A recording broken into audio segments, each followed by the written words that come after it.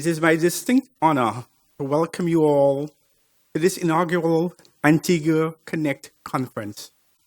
This event marks an exciting milestone for the Antigua cruise port and the tourism industry here in Antigua and Barbuda. I'm delighted to see so many key stakeholders and distinguished guests together as we embark on this journey of growth and collaboration. I would like to extend special welcome to the esteemed officials in attendance today. The Honorable H. Charles Max Fernandez, Minister of Tourism, Civil Aviation, Transportation, Investment, who continues to be a visionary leader in driving tourism growth in our beloved country. Mr. Colin C. James, CEO of the Antigua Tourism Authority, whose leadership has been instrumental in positioning Antigua and Barbuda as a premier travel destination. Mr. Gaspar George, General Manager of Antigua Cruise Port and Regional Director of Operations and Product Development for the Eastern Caribbean, whose tireless efforts continue to elevate our port's standing in the region. Mr. Mike Mora, CEO of NASA Cruise Port and Regional Director for the GPH Americas, a respected leader with a wealth of experience in the cruise industry. Mr. Lancelot Arnold, Director of GPH Eastern Caribbean and St. Lucia Cruise Port, whose experience and leadership will continue to drive growth throughout the region.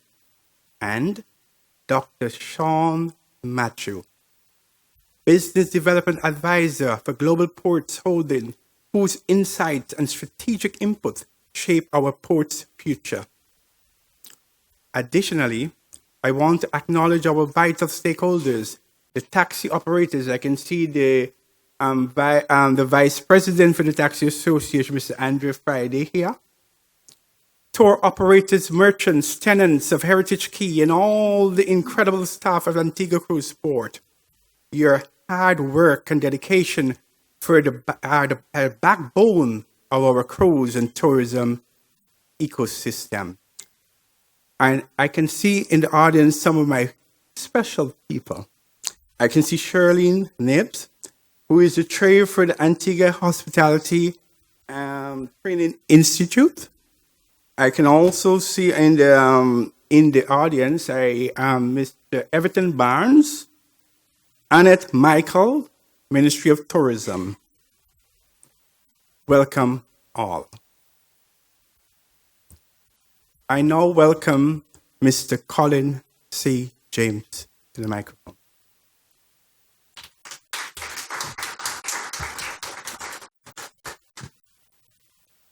Good morning, everybody, and thank you, Andre, for that warm welcome. First, let me adopt the protocols that have been already established, and just really want to welcome you here this morning again. I feel good when I stand and I see the cadre of tourism professionals here in Antigua. And as Andre says, today is about two things: growth and collaboration. And we can't do it alone. You know, there's an old saying that if you don't hang together, you hang separately. So we're going to hang together and we're going to continue to do what we do for our country's tourism. It's a privilege and an honor for me. Just to give you an update on the destination, but my focus is more on the air arrival side, although we do have some stats on the cruise. But I know you will get a share of that as we go forward. Yeah, major investments in Antigua and Barbuda this year. So I'm going to look at how the destination has been doing. So far, we have stats up to the end of August, so I'll give you a snapshot of just how successful we have been this year, some of the major investments that are coming on stream, and the fact that we're looking to get access to this destination. We live on an island, so we need to have airlift and we need to have sea lift.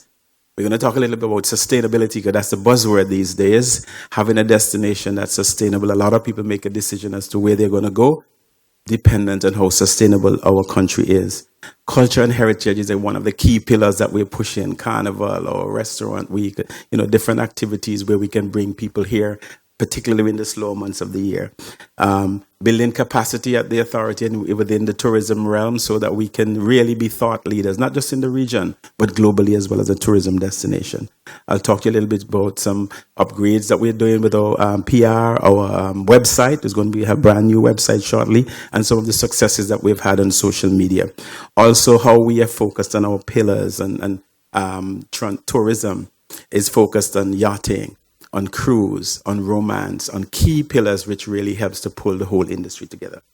And just how we can be more efficient and how we can be innovative as we market and promote these two beautiful islands, Antigua and Barbuda.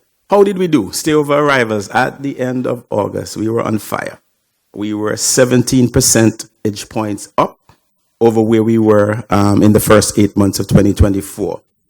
In August of last year, we had 196,393 air arrivals, and by this August, we were 229,275. And that, ladies and gentlemen, is 13% up on where we were in 2019. Now, bear in mind, 2019 was the best year. So we are on target, full force, full throttle. So by the end of December 31st, Minister, when the bell rings, we will have had our best year in tourism, both in cruise and also in air arrivals. And I think that's an achievement to the leadership that we have. That's an achievement to a lot of the hard work that has gone into this industry, but also the support that we get from you, the stakeholder partners. Where these people come from, the vast majority of our visitors come from the United States, 54% of those who arrive by air. Then the next big chunk comes from Europe, 24%. Then we have the Caribbean is growing significantly with 9% of the arrivals, 10% coming out of Canada. And we are seeing Latin America is beginning to grow now. 1% of our visitors come from the Latin American area, with the rest 2% scattered amongst other countries globally. So it's important for us as we grow, ladies and gentlemen, for us to diversify our source markets. We cannot depend either on the US or the UK or Canada alone, because if there's a major crisis in one market, we want to be able to know that we have all our eggs spread around in different baskets so that we can continue to survive and thrive. Cruise and yachting, again, a phenomenal year.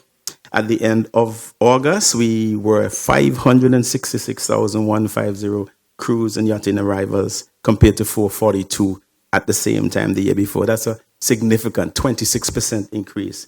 And a lot of that has been due to the home porting that we have now in the Port of St. John's. And that is significant for Antigua and Barbuda. We have the first-class airport. Now we have a first-class seaport.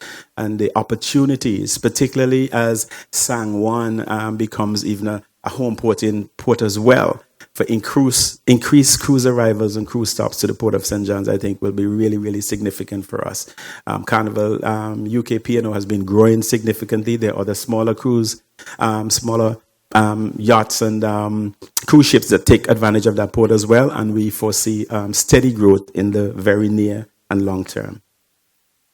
Hotel occupancy, I think it's always important to have a gauge at how the occupancy is going in Antigua and Barbuda, and we are seeing over the years that we have been doing quite well with the occupancy. That is what percentage of our hotel rooms are being utilized. What we have right now, we are seeing, even though we are seeing increased arrivals, we have a lot of Airbnbs which are below the radar. And so a lot of folks, even though the hotels may say, oh, my occupancy is a little bit low, but they're still here and some are staying in villas. And so we are under a drive at the Ministry of Tourism with the Tourism Authority support to ensure that a lot of those villas in particular, which are really high end and really command a lot of revenue, are paying their fair share of taxes that they should to the government. A lot of times they pay overseas. Somebody comes here, stays in a villa, pays 50,000 US for the week or for the few days that they're here, and no taxes accrue to the government. So we are trying our best to make sure that we have, we widen that pool of folks who should be contributing, so that not just the folks who are staying at the bona fide hotels that are registered, but those other accommodations as well. The more funds the Tourism Authority gets, is the more we can do, is the more people come, and it's a self-fulfilling type of prophecy. Major investments. We had a total makeover of the executive lounge at Sir V.C. Byrd International Airport, which has really worked wonders for us, and particularly for the type of clientele that we attract here in Antigua and Barbuda, the mid to the upper end of the market. We have Barbuda Airport, BBQ, will be opening up on this Thursday. We're going to have a lot of fun marketing that name, that airline code, a lot of barbecues over on BBQ. It's going to be it's going to be a lot of fun, ladies and gentlemen. But that is opening up a lot of possibilities for Antigua and Barbuda. We'll be at the Roots World Airline Conference in the next couple of days. And again, the opportunity for this nation to have 2 international airports now, to be able to take international flights from multiple locations, I think can only be great for this destination. Our cruise port, you will hear a little bit more about that from the cruise officials, about what's happening at the end of October. But 5 years now since GPH has been managing the Port of St. John's, and we have seen the progress that has been made over the years. Royalton Chic. Actually, today, the overwater bungalows at Royalton Chic go on sale. That's good news for our product. Being able to open that resort with 230 rooms has really helped us to attract more airlift and to attract more people to the destination.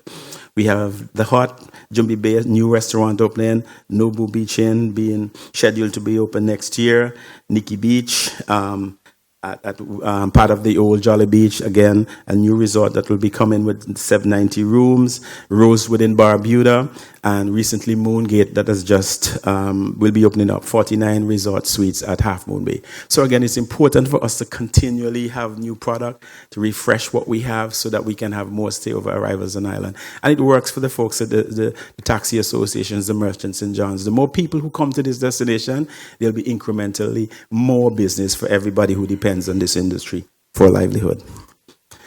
I just wanted to talk on the success that we've been having with Airlift. We know that Leia 2020 has been relaunched. Sunrise started in May of this year, so we have no flights to Grenada, Dominica, opening up a lot of the Windward Islands that were closed off when we had the absence of Leia. We have Condor starting to fly Tuesday, the 5th of November, just about a month's time. Condor will be touching down back in Antigua again, direct flights from Frankfurt, Germany, and really opening up the Central European market for us. Austria, Germany, northern part of Italy, all those folks will be able to connect the direct flight from the Europe into Antigua and Barbuda starting this year again. American Airlines, that's where I think the biggest success has been. 2 flights daily out of Miami, daily out of New York. This winter season, for the first time, daily flights out of Charlotte, North Carolina. Delta, for the first time ever this winter season, daily flights out of Atlanta. So the folks at VC Bird International, if they're here, you're really going to have to spruce up or gear up, maybe new staff, temporary staff, to deal with the influx of visitors that we foresee, particularly in the month of December and January. We're going to have a phenomenal winter season. Also WestJet, twice daily now, all year round, from Canada. United as well will go daily in the winter season out of New York, New Jersey. And we are seeing British Airways daily from London this winter season, and Virgin going up to 4 flights a week. So we are really loading up the airlift, and I think that's good business. It's good news. When the visitors come to St. John's, the taxi associations benefits, the merchants benefit, and everybody benefits. And there's so many opportunities even now with the home port in here in Antigua for cruise and stay. So people might be coming, stay in a hotel for 1 week, and then going on a cruise. And that's the type of business that we want to attract. And that's the partnership and the collaboration that the Tourism Authority is going to be working with Global Ports to ensure that we can achieve. Some photos of the brand new Airport Executive Lounge. It has won lots of awards and really a complete new makeover, which really is geared towards the mid to the upper end of the market. Barbuda, I mentioned the new airport, $14 million investment, 7,100 feet runway. So definitely being able to handle small jets and really position Barbuda now to take more of the international high-end business that we see coming to the Caribbean with the launch of that new airport facility. Tours and attractions are quite a bit. And again, for the stakeholders in the industry, wherever you are, once there are more attractions and tours and things going on in Antigua and Barbuda, it means more business for everybody.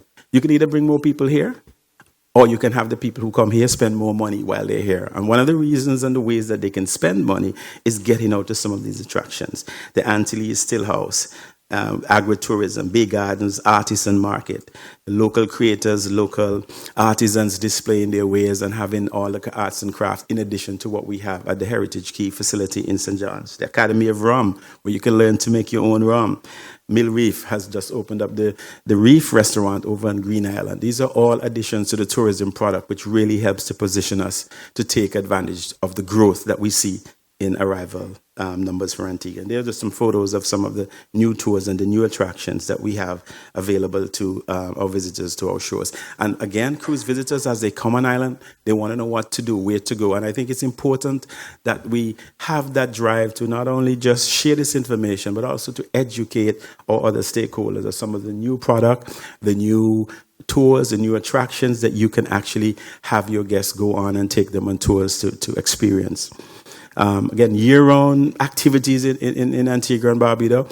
One of the challenges that we had several years ago was that we were a very cyclical, seasonal destination. You know, we had in the winter season, everybody was turning down their pot, as they say, things was flowing. And then from the time you would hit May, going down September, it's a famine. You know, it gets rough, it gets tough.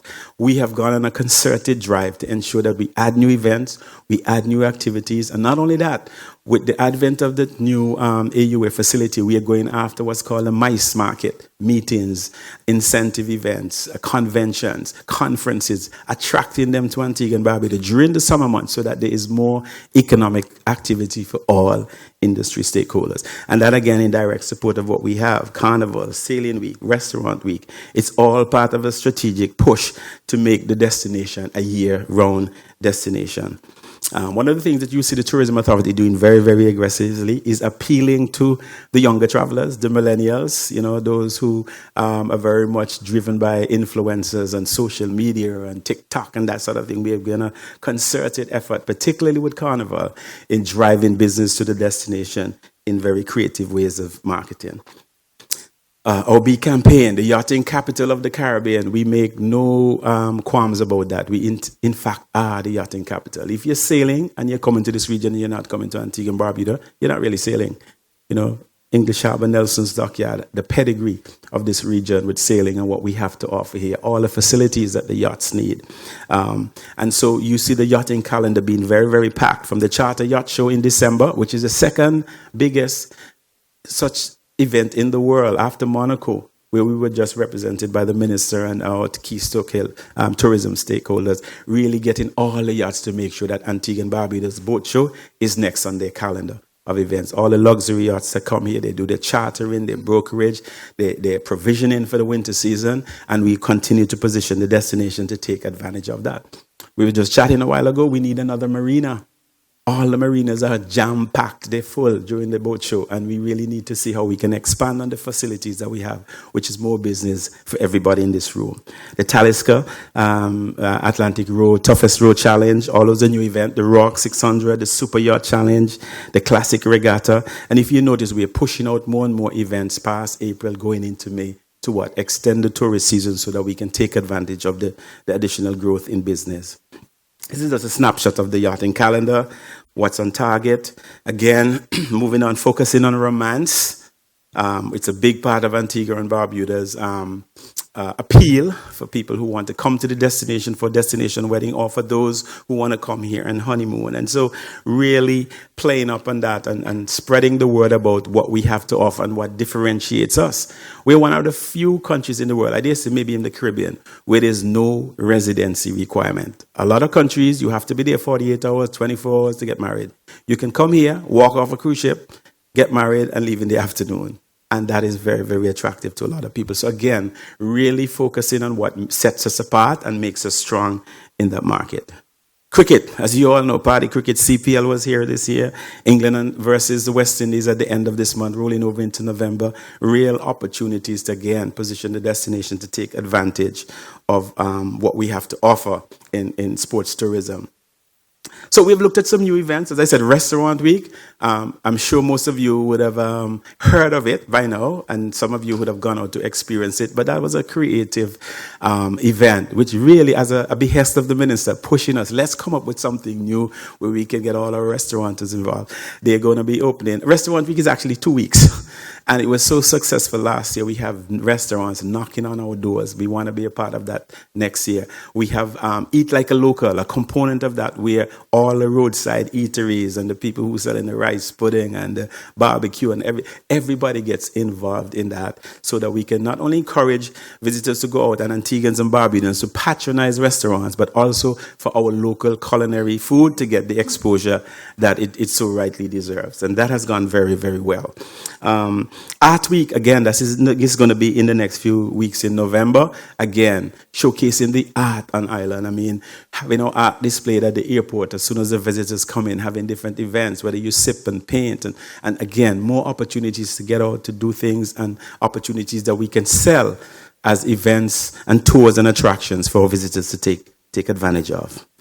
Wellness Month in January, focusing on wellness and that holistic taking care of your body, mind, soul, everything. It's a holistic experience, and we have so much to offer in these two beautiful islands. And we have carved out an entire month where we focus on wellness. And just stay tuned to this spot. You're going to be hearing a major accomplishment that this destination has achieved in the wellness arena globally because of the work that we've been doing in promoting Antigua and Barbuda as a wellness destination.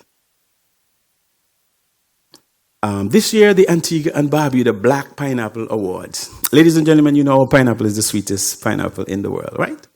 And the pineapple is the fruit of hospitality.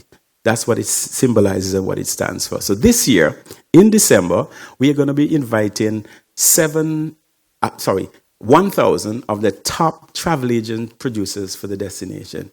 The top 100, whether from the UK, Canada, America, the Caribbean. We're going to be bringing them to Antigua, and we're going to have a gala event where we're going to recognize them and award them with a Black Pineapple Award for their services to this destination. And I think it's fitting. It's a year when we're going to be having our best tourism year. And we have travel agents sometimes that will tell you, I just had a booking to Jumbi Bay, and the booking was $750,000. Those travel agents mean a lot to us, and so we have to reward them. We're going to bring them on an all-expensive trip. The hotels are providing the room, tours, attractions, having a gala event, and really celebrating them for what they do for our country. So we're really looking forward to that. It's the first time it's going to be ever held, and all our stakeholders will be involved in making sure that we give them the recognition and a reward due to them for really helping us to pay our mortgages and send our children to school. Yep.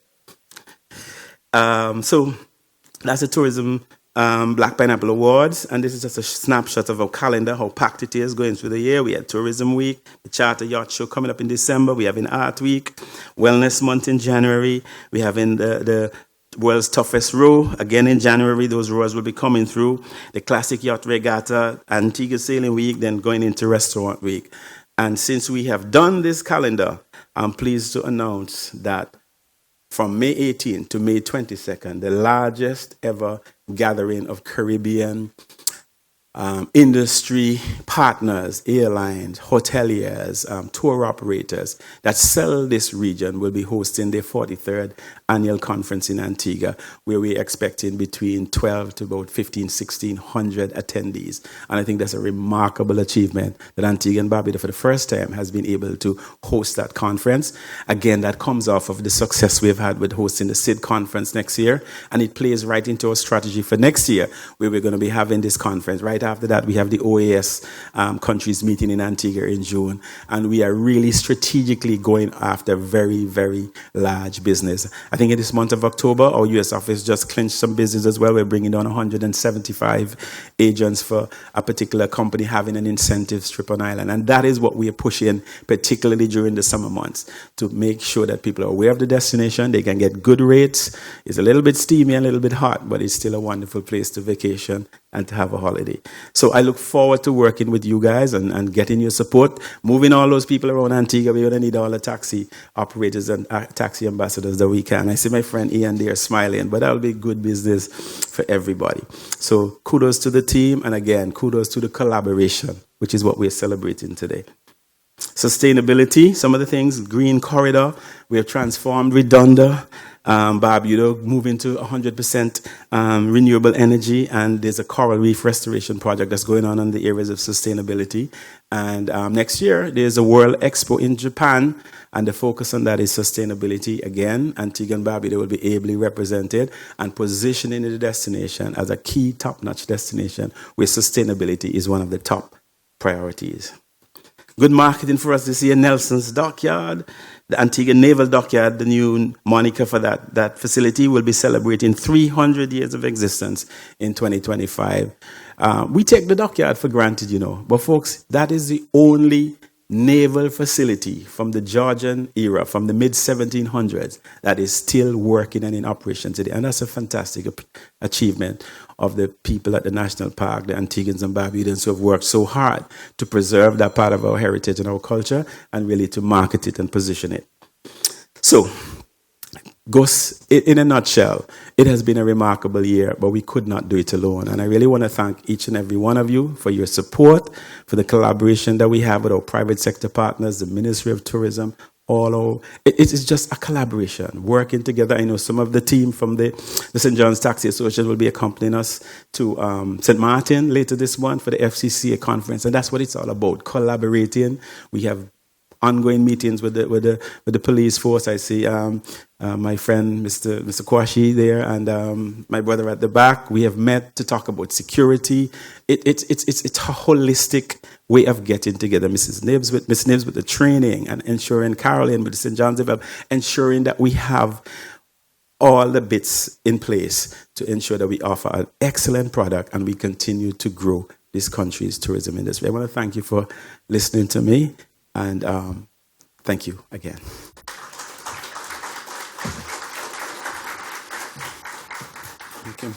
Thank you, Colin.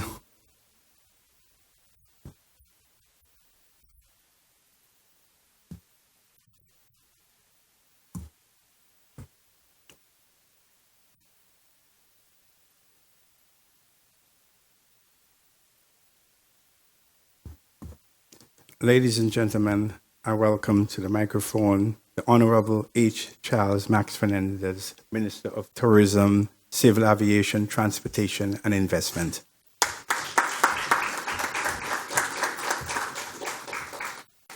Thank you, Andre. Good morning, everyone. I also recognize the protocols that were established, and I want you to give Colin another round of applause.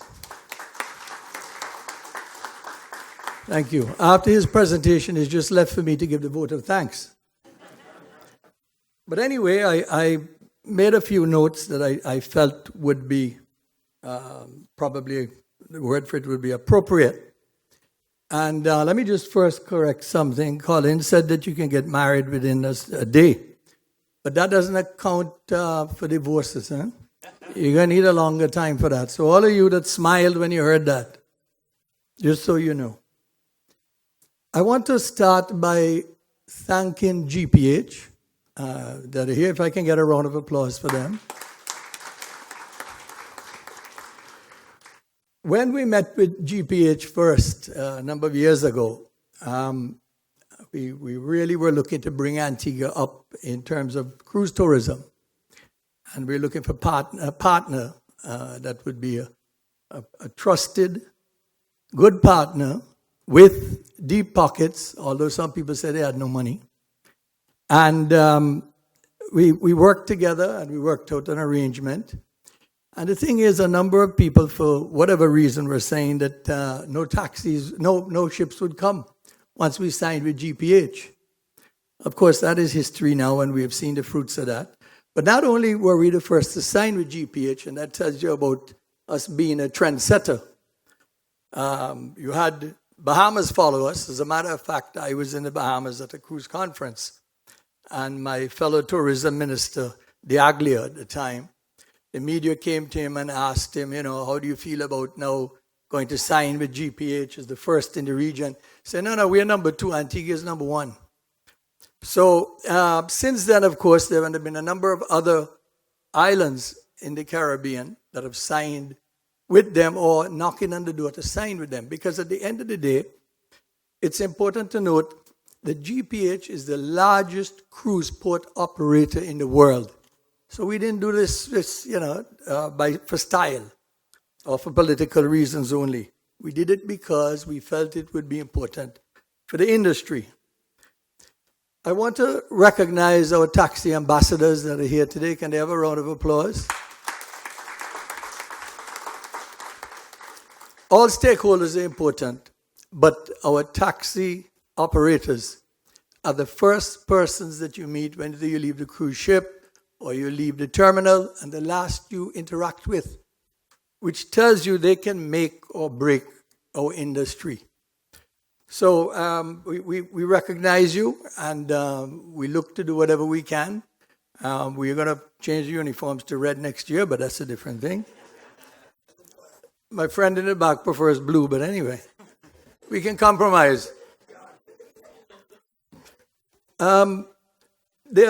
I wanted to spend a little bit of time on the cruise industry, since we're here with GPH. And there are a number of concerns, of course, and rightly so, for the cruise industry. One is the environment, infrastructure, and pollution, which is part of the environment, I suppose, and over-tourism. Now, when we look at the aspect of the environment, that is something that's crucial, because you don't want to have a situation where we lose the environment and we lose what really mainly brings a lot of folks here. So to that end, I can say Antigua is practically a leader. We have 2 reef restoration projects, one in Barbuda, one in Antigua. We also working to see how we can get rid of our the lionfish, and we're trying to get a Lions Club involved with that too. The other aspect of it is the infrastructure. Now, the point is that if you build on it and have more and more visitors come in, your roads are going to be under pressure. There are more cars on the road. The traffic jams are going to get up.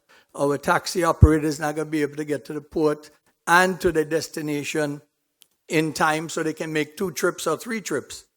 So it's something that we are looking at. As a matter of fact, we are in discussions with the University of the West Indies to actually get to use AI to see how we can maneuver and get the right routes and ease the pressure.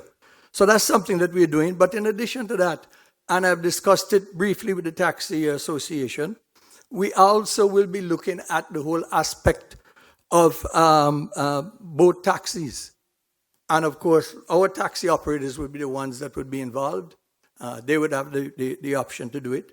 And again, that is to reduce, even though we have more persons come in, to reduce the pressure on the roads. Because at the end of the day, this is where over-tourism comes in. You don't want to have a situation where, as happens in a number of European ports, destinations, even in India, I saw it, where you have so many people coming in on certain days and crowding the whole area that people can't get around as they used to, and they feel totally frustrated, and you start to get a backlash. In some of these ports, you have people with placards saying, go away, don't come again. So it is an important, cruise tourism is very important to us and to the destination, but we have to be aware that we need to see how we can manage it. One of the things that we're looking to do is to work with GPH to see whether we need to put in place, especially with the Oasis class ship coming on stream, limits on certain days. The advantage of that, we are hoping, is to extend the cruise season to make it busier in the summer months. And of course, that's a win-win for all of us. So those are some of the concerns we have. In terms of pollution, we have a good friend in the International Maritime Association, in that they're actually keeping the feet of not just them, but also the cruise operators to the fire. And for example, you now have destinations offering shore power. That is something we had looked at. In the Bahamas, they're looking to provide that. What it does is when the ship pulls up and they plug in, then they're not letting off the CO2 and the different smoke that you see coming out of it. The other part to it is that a number of the cruise ships now are introducing what they call scrubbers, so that when they're sailing, even what comes out of the funnels, the 90% of it is captured So again, it's reducing the amount of pollutants getting into the atmosphere. So these are some of the issues that they're working with. One of them also, I think that they're looking to do the ballast, to find a way to manage it, because what happens in sometimes when they let it out, it can bring invasive species into different areas. And that is something, as I said, I mentioned the lionfish, not that that is a result of it, but that is the kind of thing that you don't want. Colin mentioned the Nelson's Dockyard as being, we don't speak about it enough.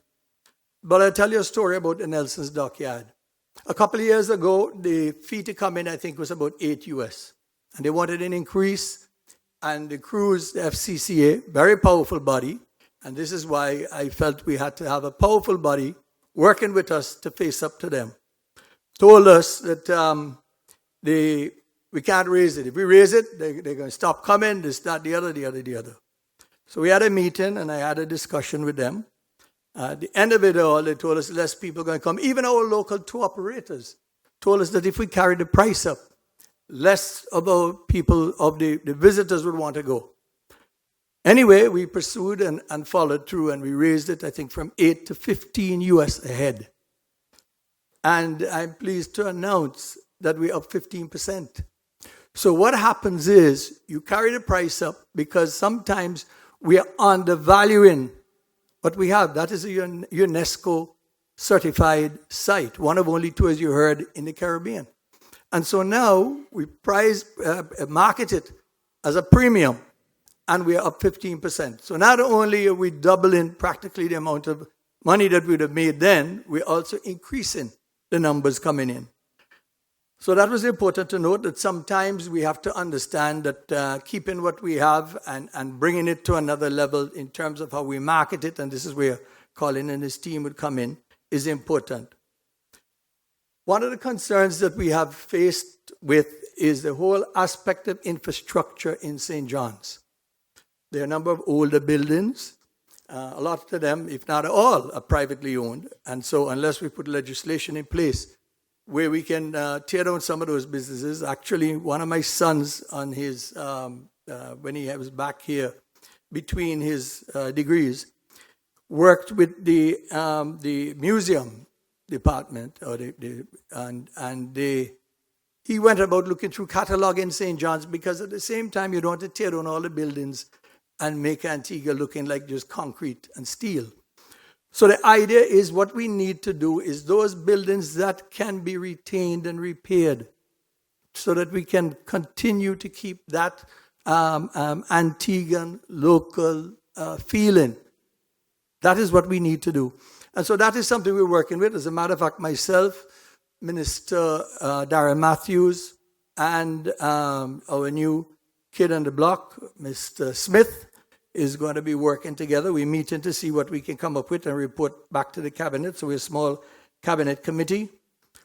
The other thing I wanted to speak about is the tour companies. I know that is a big concern. And at the end of the day, we need to ensure that the tour companies, because they're really important to benefit from the, not just cruise, but mainly cruise operators. And by the way, the Nelson's Dockyard, 65% of the people visiting are cruise passengers. So that tells you the importance also of cruise. But we have to ensure how we market it and present it. What I would say is that we are on a drive to see what we can do to encourage as many of our local Antiguans and Barbudans to work with us to offer some kind of unique experience. Because let's face it, when they travel, most of the travelers now, from what we have seen, are really looking for an experience. So our aim is to get as many of our people, no matter how small it is, to get into some kind of business operation, running their own business, running a small tour. And I think there was a young lady that came a couple of years ago and said she wanted to do something around St. John's, where she went to a number of small eateries. You get just a taste of local food and a local drink. And she did that for the first season. Then she came back and she got such great reviews on TripAdvisor. She came back and she bought a van. And then she came back now, and she's up to 2 vans. So again, no matter how thing it is, I mean, a simple thing, I remember somebody coming to me and saying to me that they want to do something, but they don't know what. Antigua has a lot of old churches, cathedrals, and so on. You have people that would go to them and look at that story and listen to it and so on. Devil's Bridge, we had some accidents there. We've done some work there. The truth of the matter is we don't get anything out of Devil's Bridge in terms of it, in terms of cash. So what we have also learned is it's important to monetize some of these places to ensure that you continue to keep it in a pristine and relevant manner. We have, I don't think Colin mentioned Chucker. You mentioned it? Okay. Chucker is a Jamaican company. We have signed with them, and they should be breaking ground, I think, the first quarter of next year. They're going to be doing something out at Fort Barrington, and that is something I think that will be very, very good. They're a top company. As a matter of fact, they took over the caves in Barbados. And if you know Bajans, they don't want to give up anything. And that was very dear to their heart. The fact is, the due diligence that they did showed that Chucker was a top company. And so we're looking forward to working with them. Colin mentioned LIAT 2020 coming off the ground. And again, I must note the vision of the Prime Minister and the Cabinet in saving the LIAT brand. As a matter of fact, I should be traveling on Friday to the inaugural in St. Vincent. And I hope Sir Ralph will be at the airport to meet me. I'm not going to, say I told you so or anything. But it would be nice to have him there. So LIAT is off the ground. They're going to be expanding. They're going to be part of us going into Barbuda. On Thursday, 2 of the jets will be landing in Barbuda. So that is important for us to understand. Again, LIAT has plans to expand out, and we have a partner from Africa. And the point about it is that we've been hearing over and over about ties between the Caribbean and Africa. This is something that has really panned out, and we're proud of it, and we wish them all the success. Safety is important, and I want a round of applause for police force, please. Quite often, they don't get recognized. Only when somebody breaks your house, you call the phone and cuss them. But in actual fact, they've been keeping us safe for years. Antigua still is the lowest in terms of crimes, serious crimes, if not probably the whole region. And I think it's important sometimes we recognize them for what they're doing. A lot of times they have to work when we are sleeping. And we just take them for granted. And that needs to change. The recognition needs to be highlighted. And I just wanted to say that Mrs. Kwame, who is there, has been, and my cousin, have been working well with us. And we look forward to the good season with a lot more support. Thank you. Mr. James mentioned about Airbnb. And Airbnb really is short-term rentals for us. That's very important.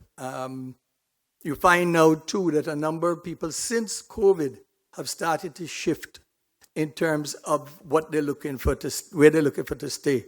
They don't want to stand up in a line with another 50 people to get breakfast because they're concerned about different things since COVID. In addition to that, a lot of them want to have a real local experience. So they will rent a short-term rental property out somewhere where they can really wake up at their own time. They're not limited to breakfast hours, lunch hours, dinner hours. And they can really go out to local bars, local restaurants, local eateries, and they can drive around Antigua. And another thing that we did last year is, I think we completed it this year, is that Antigua now has Google Maps. And so our people, our visitors, and our people too, our visitors can use Google Maps and get to any destination just about in Antigua. So I think we came right after Puerto Rico. I see now, I think Dominica is planning to do it. And so that's something, again, we've done and the Tourism Authority was part of that, to ensure that, again, we enhance our product. By the way, if you're going to Miami and you don't have the Google Maps, don't travel with Mr. Telemac. We spoke about business all year round, and this year was exceptional, and we hope to continue that way.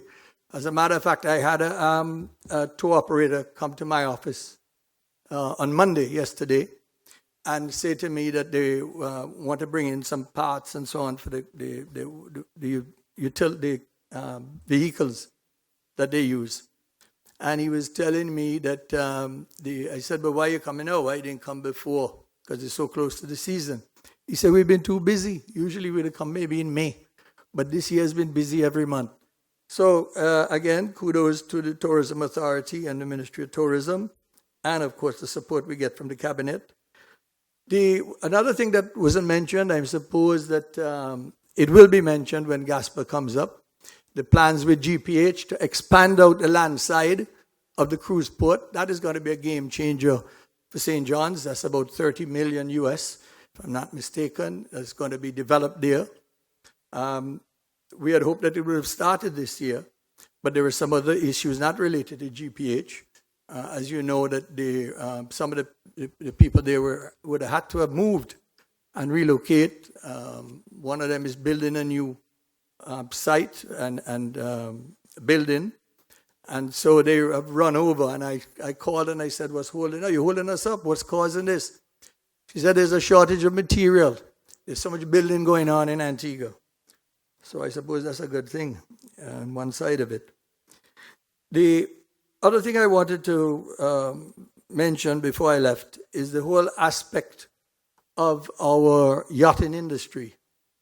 That also is, a lot of us take it for granted. What we have done is we have hired, through the Tourism Authority, someone to deal directly to manage the yachting. And I can tell you that you would have heard that this year all of our marinas are full. As a matter of fact, I was at the Monaco Yacht Show, and they were complaining that the boats were being turned back.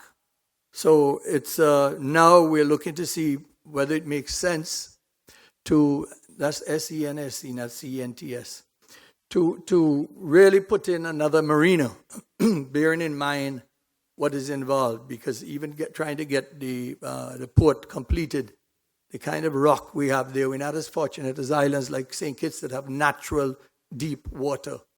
We have to actually dredge it, and dredging it means drilling it, and drilling it is when some rock down there is really, really hard, and they've broken a lot of bits, and it's taken an extended amount of time. But hopefully we'll be able to complete that soon, so we'll be able to see the Oasis class come in with other ships at the same time. We have a number of other projects that are for the excursions that are now in the pipeline, and you'll hear more about those as we complete and sign off on them. So those are the points that I wanted to raise, that I felt might have been of some interest to all of us in terms of the whole aspect of the industry. The cruise industry is very important to us, and we're very grateful to GPH for being here. They have been an invaluable partner. And the fact that most of the other islands are now knocking on their door tells us that we did something that was right. As a matter of fact, I remember when we were signing with them, I had tourism officials ministers calling from the other islands. "You're going to sign? You're not afraid of the backlash? People are saying that ships not coming no more." The head of the FCCA, that's the Florida Caribbean Cruise Association, said that they're not bringing any more ships if you sign. Of course, as they say, that was then. This is now. So we're really, really pleased to have them as a partner. They've proven to be a very important partner. As a matter of fact, it's important to note, even with COVID, apart from the government of Antigua and Barbuda, that is one company that kept all of the employees on and paid them every month on time. So I'm going to leave now, but I want to give a round of applause to GPH. Thank you.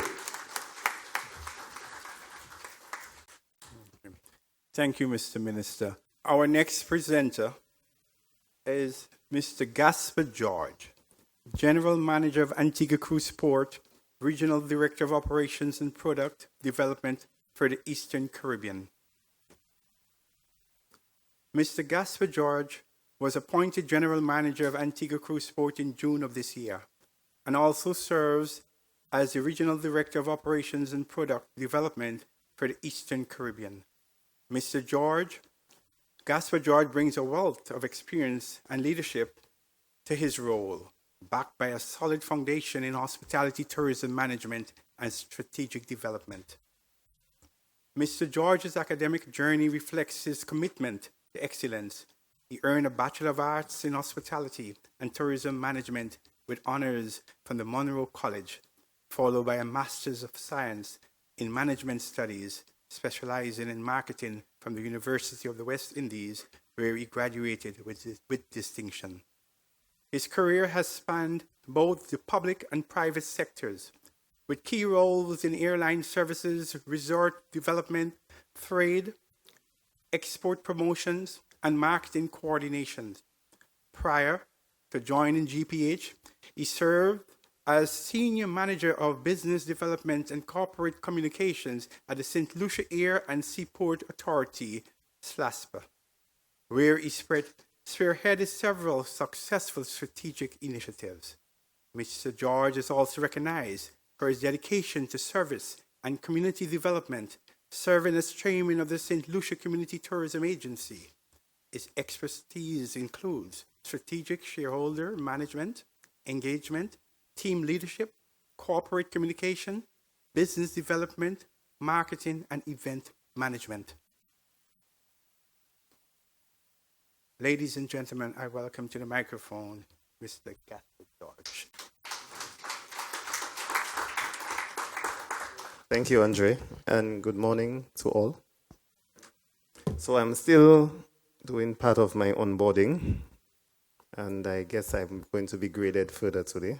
So I think you need to ensure that you treat me well so I can get a passing grade, because I have 3 persons here who are, But I want to start by thanking persons who have been part of the journey, particularly the Antigua Cruise Port team. Thank you so much for your welcome. But there are some other persons that I see here who have been very gracious to me. I see Miss Annette Michael, who have been very gracious. I cannot say enough about Colin James and how he's really embraced and our drive to work together. Miss James, I saw Miss James. Miss James has been my little friend. Miss Parker as well. Miss Parker is a very jealous lady. So if there are 3 women in the room, I need to ensure that I hug her first. Otherwise, it might be a problem. And I have to be nice to her because she's my neighbor. Mr. John Baptist, Officer Charles, Deputy Wade, and the list goes on. Miss Bailey, somebody once said take one for the team when she came to a meeting. She is part of the St. John's Taxi Association. But truly, we're trying our best to improve on the relationships and ensure that we take Antigua somewhere that's very beautiful in terms of the destination, and doing so with Antigua Cruise Port. So my task here today is very simple. It seeks to take you through a journey of who we are, but more so to review the cruise industry. We'll start by looking at the trends of the industry. Where are we? Where are we going from a global perspective? Then we'll look into what lies ahead, our performance as well, the economic impact, and give you a little insight in what is to come as it relates to infrastructure. Everyone here knows Roll, and Roll will be also assisting me with the presentation. So let's get the show on the road.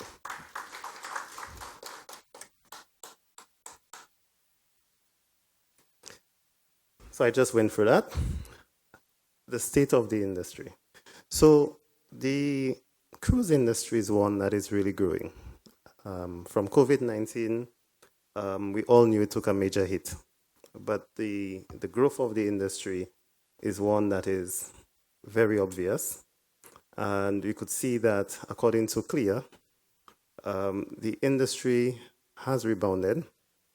And globally, it is at the end of 2023 into 2024, expecting to move about 31.7 million passengers, with the most of it coming from source regions in North America at 18.1 million and a growth of about 17.5%. And you look at the other areas, like, for example, South America, which is very near us, showing a little, some growth. And we need to keep our eyes and our pulse on this one. So still taking the information from CLIA, which is the World Association for Cruise Lines, you'd realize that we are definitely on an upward trajectory. By the end of this year, we would be at about, the industry would have been about 34.7 million. And that is really moving from the 2019 levels of about roughly 29.7 million at its best. And so compared to the international tourism arrivals like Colin gave earlier in his area, which is about 12% lower than 2019. So by 2027, it's projected that the cruise industry will be nearly 40 million passengers from a global perspective. So that means there are a lot of persons who would be cruising. But let's delve into who are they, into the demographics. We could see here that whilst you have the baby boomers and the Gen X really trailing, there is an important group of persons or generation group called the millennials. That's persons under the age of 40. They're really now hitting the market. They have money and they want to travel. But there are certain characteristics and psychographics that they come with. They want fun. And that means we really have to do some work there as a region. So the millennials are the most enthusiastic cruise travelers. And you could really see now, according to the graph, they're about 81%. So they're growing. And right behind them are the Gen Zs. And that's those that are really into these things. Right? So we need to know how we are improving the product to meet them. But let's go further and look into where are people cruising? Where is that traffic, that 40 million that we spoke about by 2027, and that now 31 to about 37? Where are they going to? Well, you would realize there, in that nice green bubble of 44.2%, that's us. That is us there. And we are really holding the largest share. And that's from CLIA. I didn't make it up. I would have loved to. And maybe get the credit for it. But they're coming to us. And that means we need to be ready for it. Just another perspective. So aside from the decline in China and the gains that were distributed, the top destinations varied from many degrees. But notwithstanding, you would realize that the Caribbean continues to be the world's most visited region for cruise. And it gained almost 1 million new cruise visitors in 2023 as compared to 2019. Other destinations, you would see the Mediterranean, North America and the West Coast, South America and Alaska. But we're trending quite healthy there, and that will not change. Where are they coming from? So just like the stay-over visitors, the majority of them are from the North American market. And you could see the trend in the other European countries and going down to Middle East and the like. But let's now go a little into the trends. What is happening? So an increasing number of new cruise travelers are choosing a holiday at sea. So that means that persons now want to visit multiple destinations in one go, and therefore makes cruising very exciting. So 27% of them over the past 2 years are new to cruise. So that means they're doing it for the first time, which further means that when they come here, we need to impress them. All right? And of that, 12% is an increase compared to the previous 2 years. I like the last point. it says that 71% of those cruise passengers are sailing for expedition, exploration related itineraries. Still on the cruise trends, we spoke a little about millennials and the Gen Zs. I wanted to expand a little on that. So they are almost the fastest growing generation group that are taking cruises. And it means that in a post-COVID environment, they are seeking more experiences, not just the beach, but they want to immerse. And I think Colin gave a little insight on some of the exciting product development ideas that and initiatives. But for the most part, they come in alone. So that means that we need to do things to keep them engaged. 8 to 14% of the cruise travelers are traveling alone, right? And 8% are doing so globally, from the global perspective. 10% of them are coming from US ports, and 13% of them are coming from Canadian ports. I delved into US and Canada because we said earlier that the primary source market is North America. There's also a growing pattern that when people are cruising as families, they cut across multiple generations. So you get Gen X, Gen Zs, millennials, and now even Gen Zs. So that is persons over 50, the grannies. But if they're like my mom, they still think that they are young. My mom forced me to buy Crocs for her with all of the charms on there at 74. And she's not wearing them because there's a particular I love you mom charm that she wants. All right? So I'm saying so that when we create tours, the taxi experiences, we need to meet a cross-section of generations, right? And 28% of those cruise travelers are, as I said, traveling as families. And therefore, you are catering for cruise generations who come to the island for experiences.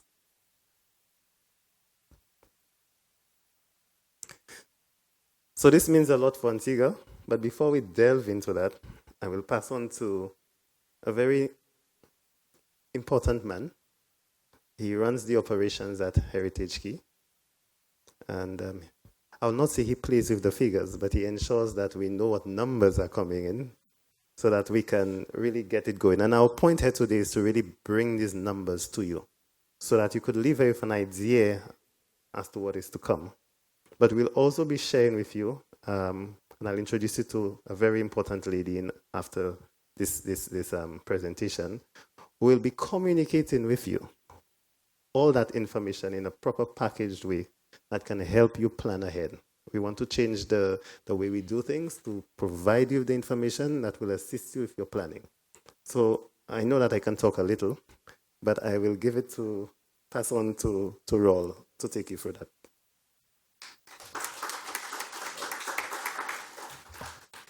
Okay, thank you, Gaspar. And allow me to adopt the protocols that has already been established. Okay.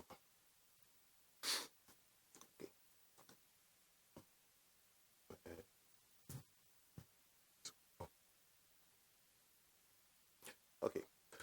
Presently, what we're going to be doing in order for us to look forward, in order to go forward, we usually have to take a little step back for the local part of it, as Gaspar gave the overall view from the global perspective. Now we're bringing it back down to the micro aspect of it, the local aspect of it. Basically, what we're looking at is from 2022, if you notice, during that time period, we have just about 344 calls. Remember at this time, at that particular time, we more or less can coin that to be like the rebirth of cruise after being locked down. Remember, because we only start seeing vessels start peeping their heads back out from late 2021 and into 2022. And even at that time, the vessels were actually still coming in at way below capacity in order to ensure certain things and protocols have been there. As we look down the trend, we notice that 2023, we're up to 372, and further on to 2024, where we're expected to complete this year at roughly about 429 calls. Presently, based on our booking chart and everything that we have and forecast for the cruise industry, we actually still show that and 2026 is still loading, meaning we still adding more vessels to the port, to our rosters. In reference to passenger, what does that compute to? 2022, we saw 380,000 passengers. 2023, the same trend, 670, almost doubled. And coming to the end of 2024, by the way, in reference to our present to date, we are at record territory, meaning we have over 555,000 passengers, and we expected to have by the end of 2024 to have passenger load of roughly about 842,000 passengers. This is significant, and I'm sure what we will do in reference to bring the information to you on a timely basis for you to know what our status is in comparison to the years before and let you know. But I can rest assured we're definitely going to have a record-breaking year this time. As indicated earlier, 2025 and 2026 is actually still loading in reference to the numbers as well. Okay, cruise calls by the seasons. Before I present and let you know by the calendar year, now by the season, meaning from the time period of October until May. We saw for the first year, 2022-23, we had 337 calls. Further added to the 2023 to 24, we are up to 406. And also for the 2024-2025, we expected to have roughly about 425 calls. And again, continuously, the 2025-26 season, where basically it's still loading, we're still adding numbers to the calls. And I'm sure by the end of this year, we'll be able to further update you guys in reference to the full information on our cruising. And one of the things I can rest assured that we also plan to do is to ensure we keep loading information to you guys, to all the stakeholders, so you can better plan out. The more information you have, you better be able to plan for yourself. Right? Sorry about that. For the season as well, the passenger numbers is as well reflected in reference to the calls and the upward trajectory, ensuring that October 2022 to May, you have roughly about 590, and that creeps all the way up to show that even up to October, from October 2024 to 2025, so far, we are expected to have 811,000 passengers. Now, look back at 2023 to May 2024. That number has surpassed it. But optimistically, it's definitely going to be surpass what it is. So we're looking onwards going forward for basically for the foreseen information that we have so far. Every year so far for the next 2 or 3 years, we'll definitely be putting ourselves into a record time span. How does that look in comparison to cruise lines? As we can see, we have the number of cruise lines and the major cruise lines as to how it's reflected here. We are seeing that in the green, where we have 31%, that is actually a representation of others cruise line, meaning there's a number of smaller, of single individual cruise line, for example, that falls in this bracket, like Emerald, Virgin, a few of the smaller cruise line that have maybe one vessel type operations and so. But the reality is when you look at where, for example, the 27%, that's a reflection of Carnival Corporation group of vessels, which accounts for 27% of the calls. And that is further pulled up with 16% with RCI and Norwegian with 16%, right? How does that look in reference to passenger number? Okay, look at the others now. The others in reference to passenger number is down to 12%. That's because those individual vessels, actually, most of them make up more of the smaller type vessels. But Carnival, the larger group company that we operate with, that bring most of the vessels to Antigua, what the passenger number shows basically 41% of our passengers comes from out of Carnival. That further, second largest corporation that brings passengers to us would be Royal Caribbean, and then further by Norwegian. And we intend to continuously build on that, and so we know for sure who are the ones we definitely need to target, and as to how we need to help to build on these numbers. Okay. Now, in Antigua, we're a unique situation where we have basically, when some people say, oh, we're going to Antigua, okay, but guess what? We have 3 different cruise ship port of areas that we can now tap into. You have St. John's, Barbuda, and of course Falmouth. And for the 2024-2025 season, this is what we're looking at. Barbuda, for the first time, will be having 23 calls. This is up from roughly about 1 or 2 per season and everything. And so this is like all new big time for all of us. And these are mostly from the luxurious type calls. And so the individuals who want to come and relax on a isolated areas or beach, just like some of these vessels would want to go like their own private island, they see Barbuda as that type of things that we can do for them. Falmouth has grown significantly. Oh, I didn't have the comparison to last year, but Falmouth is up to 58 calls this year, whereas the reflection from before was roughly about 24, 25 calls to Falmouth. And of course, St. John's will still have the bulk of all our calls, which brings us roughly to a total of 432 for the time period so far, right? Look at the reflection, and passengers as well is highly reflected on the number of calls for that time period. Okay, and inaugural calls. So far for this year, we actually have roughly about 24 inaugural calls, new ship calls to Antigua shores for the time period. And Carnival Corporation will be having 4 lines during this call, followed by MSC. MSC going to have 5 ships, 5 new ships will be coming. Well, it's a new, not new, entirely new, but new to our shores will be 5 ships on MSC and Norwegian. The others, meaning the smaller lines, everything, and so they will have make up the bulk of roughly about 8 calls. So we will have that. What does that mean in reference to actually for the rest of the season? Some of these are going to have not just 1 call, they're going to have multiple calls throughout the season. So they're actually adding to our overall portfolio. So we're going to end up and have 68 calls that we never had for any other season, for new vessels coming to our shores, which will contribute to a total of additional 149,000 passengers for this upcoming season. And this from new cruise call vessels. And this is where I'm going to hand this part back over to Gaspar, in which I know he's more excited about this than us, in which we have coined the phrase, our new business, home porting. Okay?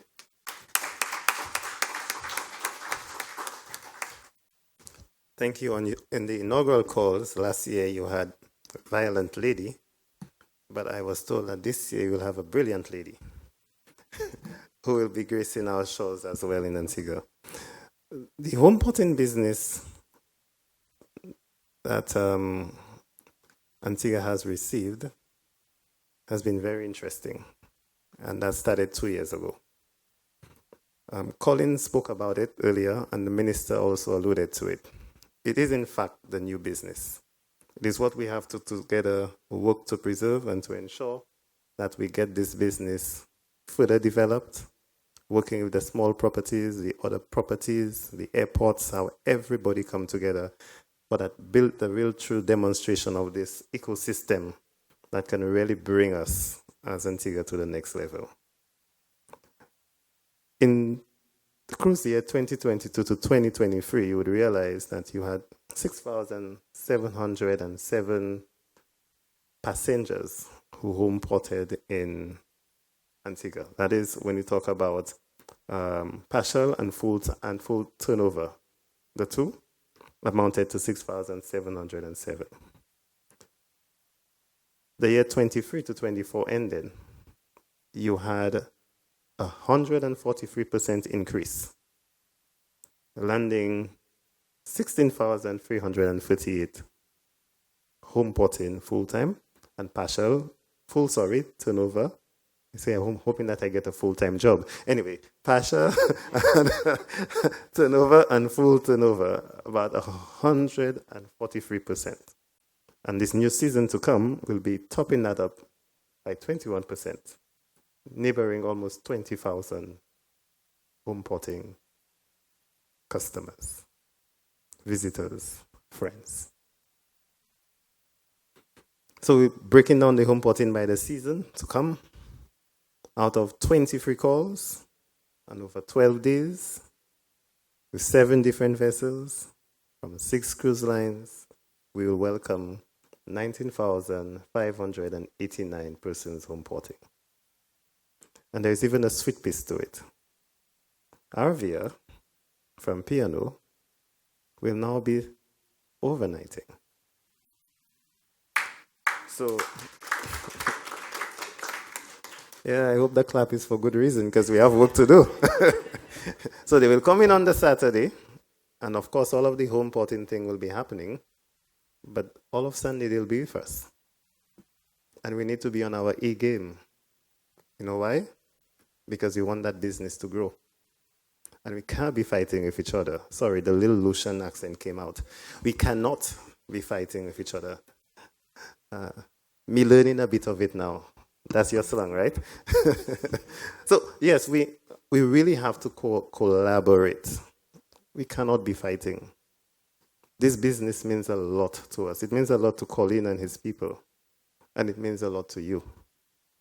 So, from taxi to merchants to St. John's City to the police, we all need to now join forces. And we have already begun that. So we'll continue the conversations and we will be putting in place pre-planning meetings for every call. Right? I'll introduce you to another lady shortly who is responsible for security. And she will be helping me lead that front. But I'll put her on the spot shortly, don't worry. She's not expecting that. So for the upcoming season, we have some exciting things coming. You just heard from Roll, neighboring about 812,000, about 811 something. We're hoping that they would come with a little overcapacity and occupancy and bring in a little over 812,000 from 425 calls. Now, if I can just go back one. It doesn't want me to go back. Okay. That can mean a lot for us, for all aspects of the economy, and I'll just dive in that a little bit. From last year, where we had 757, we jumped into 811,000. That's a 7.25% growth. The growth is not only for statistics purposes. It tells us that we have to buckle up because we want to grow it further next year. And we always must put our best foot forward. So just for a quick analysis, the passenger growth count is expected to increase by 54,862 passengers, which is, I mentioned a while ago, about 7.25. And per call is an average for the 24-25 season to bring about 45 more passengers per call, right? Who will be landing on destination. So this reflects not only the number of calls, but also in overall capacity of the ships, visiting the destination, you in Antigua, and further enhancing the opportunities for us economically. At the end of the day, it all boils down to our pockets. So we'll take a deeper dive into these numbers and what do they really mean for us. So the key focus, of course, is the passenger volume and the ship frequency. We look into the high impact days because we need to know what do we do for these days and how these days are looking. Then we'll go further into the economic opportunities and what can be the strategic impact. And again, look at some seasonal trends that we can consider. This section of this presentation seeks to help you go a little further in your minds because we need to plan for it. Zoe just introduced herself formally to me, but her name stuck. Zoe needs to ensure that she has this information so she plans for it. And Miss Parker as well. It's not only about the hugs now, Miss Parker. We have to ensure that St. John's is ready for that as well because it will be some new pressure. So the general assumptions is that the comparative data that Ron showed you indicates a growth in both passenger and cruise calls for the season to come. So this increase is in both areas suggests that there's a stronger potential that we need to tap into, as well as the opportunities for local businesses. Now that's the businesses that transcend beyond the port and the small enterprises. and the tourism-related activities to capitalize on now. I mean, it's getting bigger, it's growing. The other assumption is that there would be consistent growth, which underscores that the destination is strengthening and has a potential to really be one of the cruise mecca in the Caribbean, and that's what the GPH promise seeks to do. So looking at the months ahead, we'll break it down. The season kicks off in October.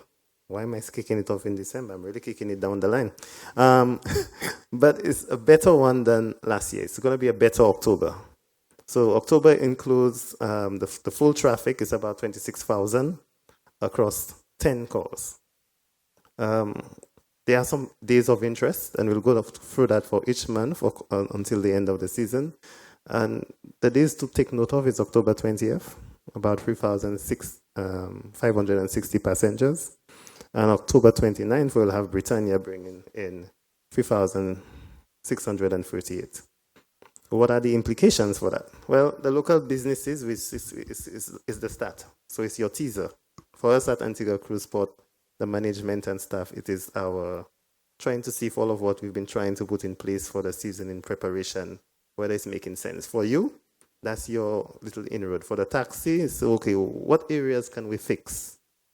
Because we're going to ensure that we keep that business on the upward trajectory. So we'll use October, all of us here, as our testing month. Now, I'm not like Colin, I just found out he's a pastor, but I can get a little amen for that perhaps, right?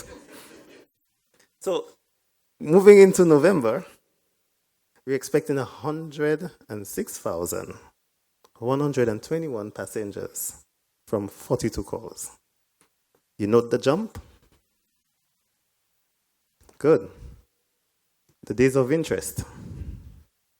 On November 12th, we'll have a total ship capacity, 9,599 passengers. But interesting to know, on November 22nd, we'll have the same 4 ships, but you would realize we'll be bigger in capacity, almost neighboring 11,600 passengers.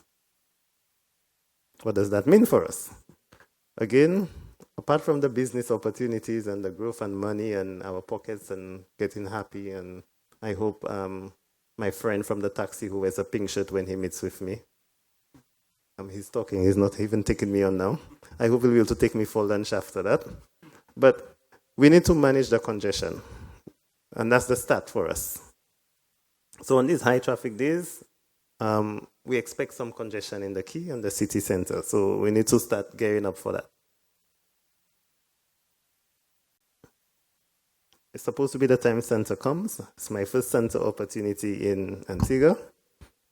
168,655 passengers, 61 port calls. On December 1st, and when we presented that, I said World AIDS Day, 6 ships, 12,709 passengers. On December 6th, 5 ships, big number, 14,118 passengers are expected to be on island. And December 31st, hopefully, Petley is not there? No. But hopefully we should do something exciting on the port on that day. 5 ships, 11,341 passengers. What does that mean for us for December? It shows there's increased traffic during the Christmas season, potential for holiday-themed events. I just said Petley and I are going to be doing exciting things there, and opportunities to increase local spending for festive promotions. However, I'm sure it's almost like our other Caribbean country that I come from, St. Lucia, where St. John might be very busy. And it means that we need to plan that from a commerce standpoint, especially the last day there of the year, to ring in the new year and having 11,000 persons. We need to plan that properly because we need persons getting back on the ship on time. In January, which is the best month of the year, you'll know. By that, I'm sure you'll know why. 200,340. Oh, Andre said that's the time he's normally broke. 2,342 passengers from 63 port calls. We have some high impact days, and all of the high impact days are very high in its impact. I like to see customs pulling out their phones because it means that we'll be working nice together. On January 2nd, 5 ships, 12,070 passengers. On the 21st, 7 ships, 12,292 passengers. And on January 31st, expecting 12,138 passengers. With New Year's, there's a lot of opportunity. Again, we can continue with campaigns. We're giving ideas because when you work with Orinzel and our new marketing person, who I'll introduce you to shortly, for our tenants, there is opportunity to do a lot. And we will be doing a lot together. In February, we're still very strong at 131,000 passengers, 48 calls. And on the 11th, we have 12,997 passengers. On the 13th, the day before Valentine's Day, 8,800. And on the 27th, with 5 ships, 9,000, almost neighboring 10,000 passengers. We are planning some Valentine's Day activities that will collaborate with the business sector, promotions, and trying to do quite a bit to enhance the tourism experience. So I was told that Mr. James normally have a romance kind of themed things happening there. But for the visitors, we'll see how we can bring that to as part of the product. In March, still strong, 157,000 passengers, 48 calls. On the 25th, 15,000 persons are expected to be here on island from 7 ships. On the 4th, 9,000, neighboring 10,000. So, March, unlike last year, there is much large-scale traffic offering opportunities for end-of-season promotions. And we will continue doing things and entertainment partnering. We have a little mission to bring vibes to the Key and to get Heritage Key, position it as one of the must-visit shopping destinations in Antigua. So in April, we have 41,503, winding down a bit. The biggest day with 2 ships is on April 4th with 6,478 passengers. And we'll focus on clearing out the season in terms of ideas as to what we can do, really hitting our tenants. So what are our top 5 ship days and the expected passengers? In summary, Arvia, with its home porting, but also bringing passengers, will be in about 58,000 passengers from 11 calls. MSC, in terms of the line, and will bring about 38,736,100 passengers. Celebrity, almost 26,000. Britannia, 25,466 passengers. And of course, Norwegian, the line, 27,783. Now, this will definitely have an impact. What you just saw from October to it will do something to this country. So it means that we need to prepare for it. So what's the impact on Antigua? First of all, what we did, we looked at some of the old stats and some of the old reports that were done. So every now and then, the FCC does a industry review to try to get an idea as to what is the spend and what happens. So we kind of lend on that, which was the most recent one we found. And it suggests that during the period 2017-2018, the average spend per passenger was neighboring $73 per passenger, per pax. Now, if we have to look at that, and by some of our assumptions, now the word assumption here is very important. We're assuming that if at least 30%, it might be more, disembark, that would mean that tourist spending would be in the range of about $18 million. Now that is the 30% very conservative, extremely conservative. We're taking the maybe the worst case scenario. We know it is much more than that. But we just wanted to give you an idea in terms of dollars, what can be circulating in the economy. And I'm telling you, it's much more than that, what you see on screen. Now, everybody here went to school, they could read, so I don't need to bring out the big numbers.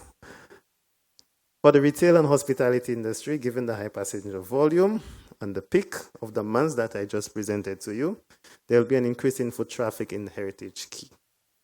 And that will boost the retail sales for the Christmas season in January and Christmas of 2024. We'd have to do a lot to really bring out the quay and ensure that people shop, not just the visitors, but Antiguans alike. The tourism experiences, well, you see that I really, on the previous two slides, we zoomed in on the actual vessels. That's over 4,000 passengers each. And that now represents an opportunity for premium and mass market packages, because they'll be coming in drones from the tour operators and agents that are here. Now, we also will have to put ourselves in the mix because we know we have to get busy, right? So we already started that work and continuing to improve and get ready for the season. But we also know that with 4 ships at once, we will have to really do some stuff operationally, and we're preparing for that behind the scenes. For exclusionist persons, we know that we have had challenges in ensuring that you channel persons through the zones and all of that in a way that is acceptable and pleasing for customer experience, customer service, etc. I have good news for you. The person who's seated right next to me will be bringing you into briefing sessions very soon so that we can take another look at the zones, reintroduce you to the zones, so to ensure that we really work together, hand in glove, to maximize the guest experience. And we'll also be doing this alongside our good friends, the St. John's Taxi Association. So we'll be sending you a little roster very soon. And you could come with your pink shirt, where we will plan these things and, again, familiarize you with the zones. For the local businesses beyond the St. John's Heritage Quay, increased traffic will bring in considerable footfall. I have a facility manager. She always reminds me of the footfall. And the local stores and the restaurants and everything that lies beyond. Opportunities. Taxi. We have a lot of chatting to do, right? A lot of opportunities, but a lot of coordination. And we have to do it right. This is our opportunity to show the best, right? So you can benefit from different systems that we can explore together, but we need to improve our product, our service, the way we dispatch and get things going on in a very smooth way. And she can take one for the team, right? Good.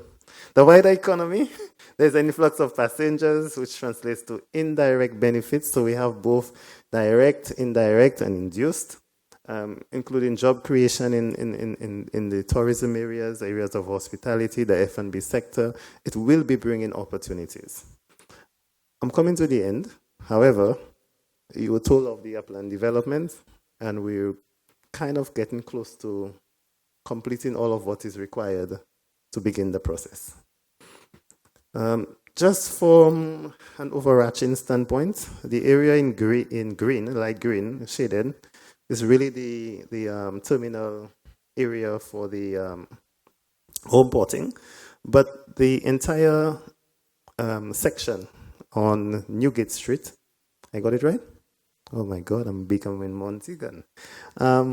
Will be a whole experience in its own rights, including a pool with daybeds, opportunities for retail, gastronomic opportunities for new areas for food and beverage, improving the ground transportation.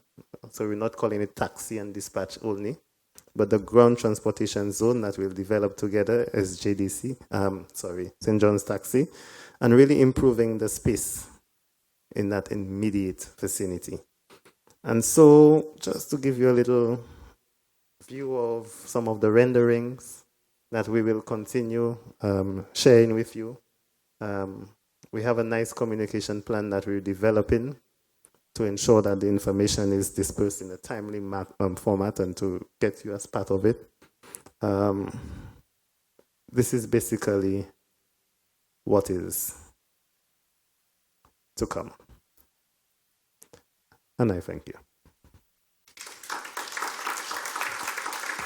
So before we take any opportunities for maybe 1-2 questions, because we are almost up on time, I would like to reintroduce the Antigua Cruise Port team to you. Now, you will hear us a lot saying Antigua Cruise Port, because Antigua Cruise Port is operated by Global Ports Holding, right? So you met Raul. Raul is our operations manager for PS Services. Andre is health and safety and also our PFSO, which is the Port Facility Security Officer. He meets the vessels every morning. Bevon, please stand.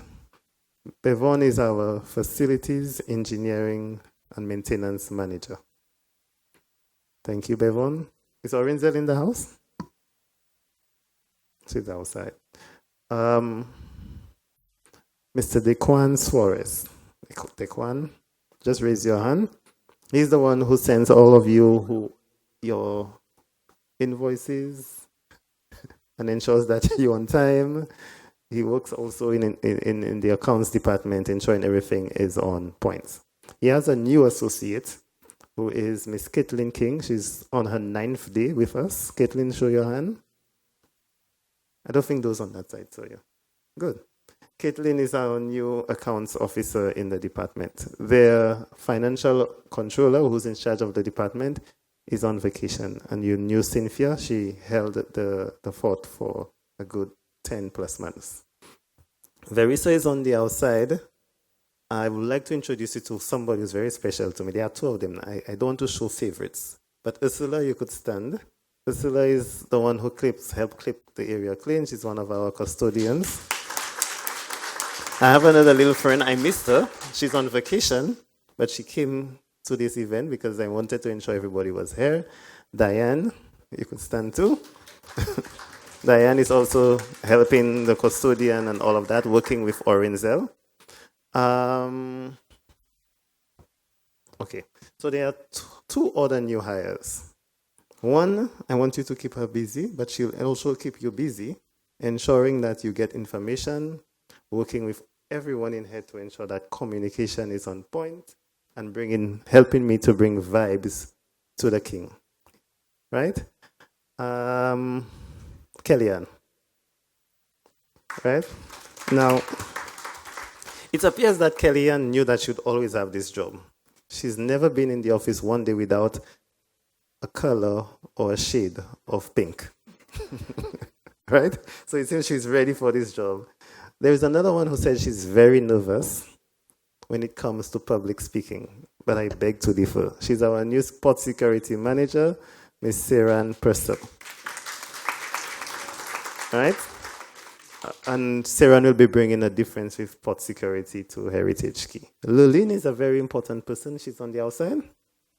Or she's in the office. She had to keep the office manned. Right? And of course, you met our I hope I did a good job, and my appraisal is coming next month. So I'm looking forward to the good score. I'll share with you what that score was. But thank you very much for this opportunity, and I look forward to really immersing myself in the culture and with the people of Antigua, and for us to do fantastic and great things together. There's a floating mic. Please be kind if the questions. Yes, Mr. Well presented presentation. But because of the collaboration and the stakeholders, I want to ask a question in relation to the socio-cultural impacts. The economic impacts are obvious and very good. I heard you mention Petley, but I would love to see that area really developed. And another aspect that's important to me in terms of impacts would be the guest experience, and what would be your organization doing in terms of developing the experiences through training and development with the persons involved in delivering the experience. Okay, thank you for that. In August last year, 2 men spoke with me on an opportunity. They may be in that room. They may.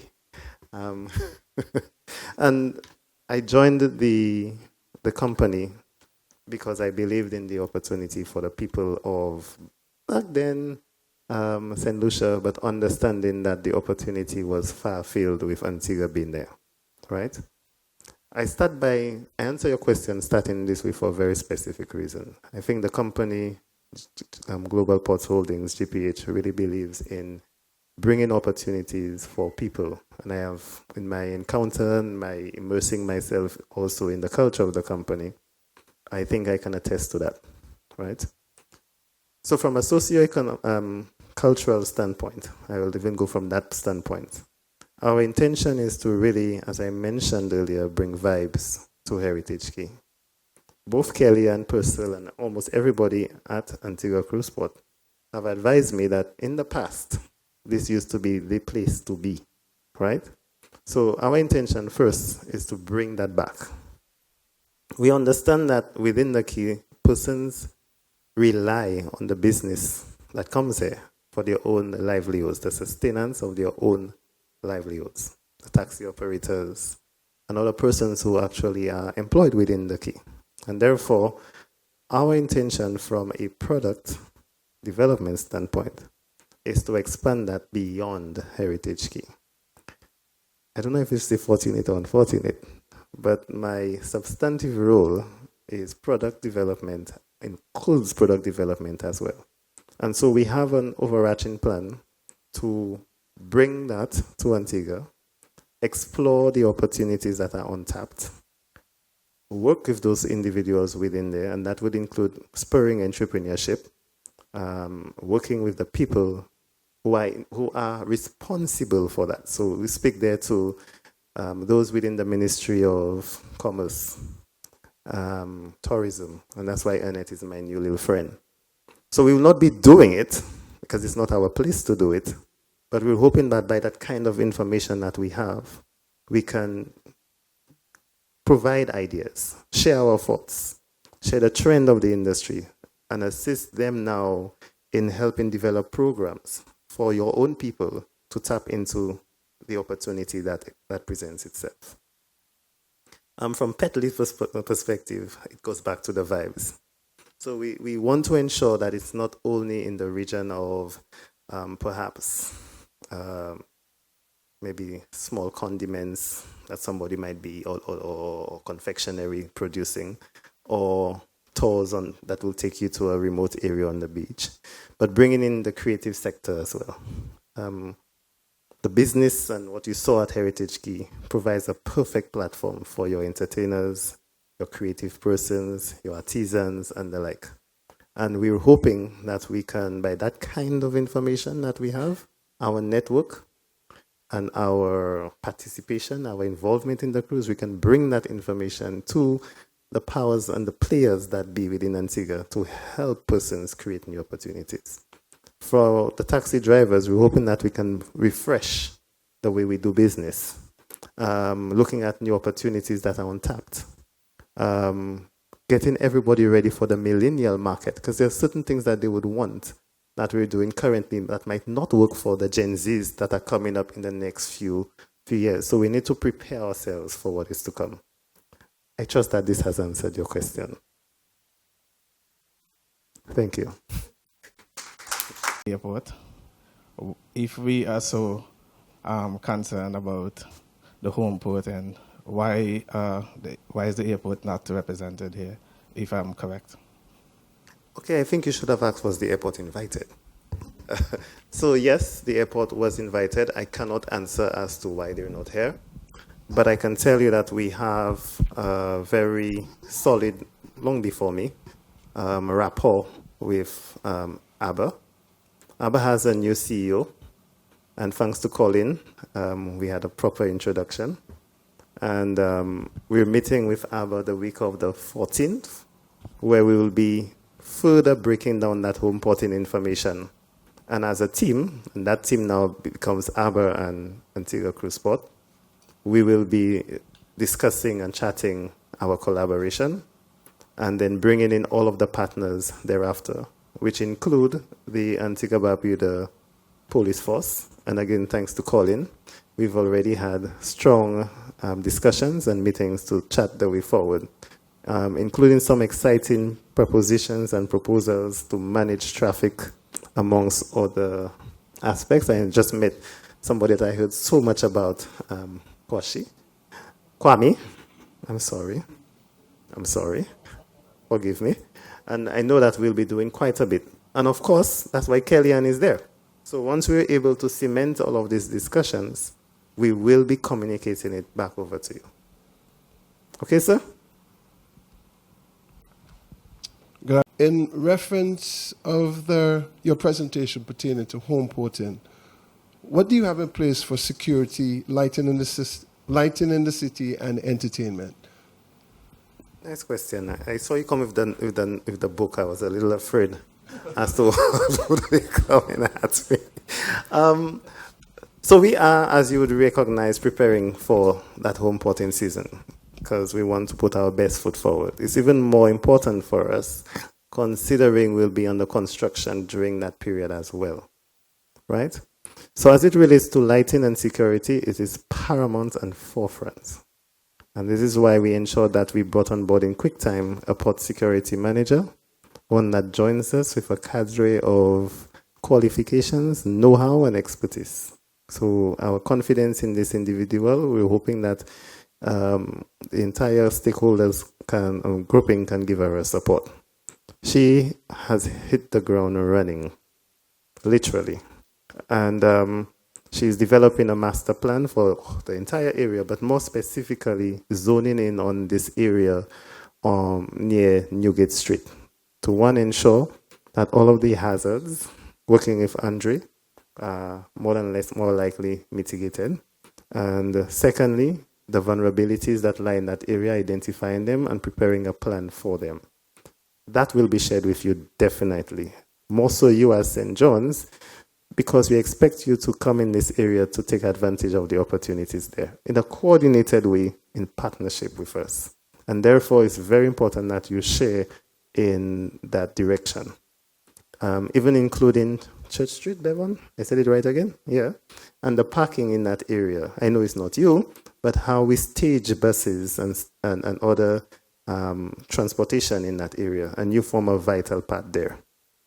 Entertainment, that's why we're speaking with Petley, because we understand that this RVO will be overnighting.